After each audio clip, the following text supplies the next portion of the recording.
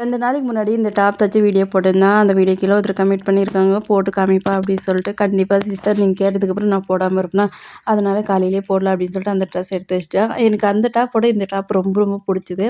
அது என்னன்னு தெரியல, அது பெரிய பார்டராக இருக்க வயசு தான் நான் என்ன நினச்சேனாக்கா நல்லா இருக்கும் அப்படின்னு சொல்லிட்டு, அதுதான் எனக்கு பிடிக்கல. இது ரொம்ப ரொம்ப பிடிச்சிது. சரி ஃபர்ஸ்ட் டாப் போட்டு காமிக்கலாமா, ஃபஸ்ட்டு அதை தச்சது வந்துட்டு இப்படி தான் இருக்குது. எனக்கு அவ்வளோவா இது பிடிக்கல.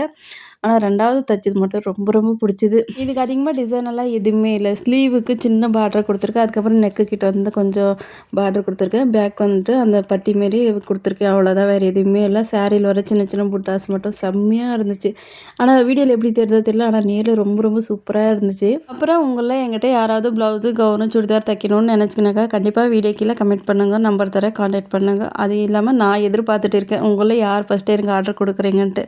அப்புறம் உங்களுக்கு இந்த 2 டாப்பில் எந்த டாப் பிடிச்சிருக்குன்ட்டு மறக்காமல் கமெண்ட் பண்ணுங்கள்.